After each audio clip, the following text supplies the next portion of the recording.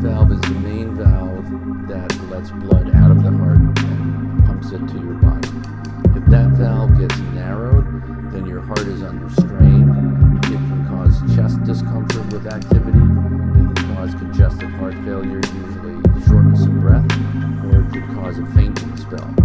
Any one of those three symptoms is a major red flag and a danger sign. In the old days, fixing that valve would require open heart surgery, a 4 to 6 hour operation with your chest opened up, and then recuperating in the hospital for a week, maybe going to rehab for the next 6 to 12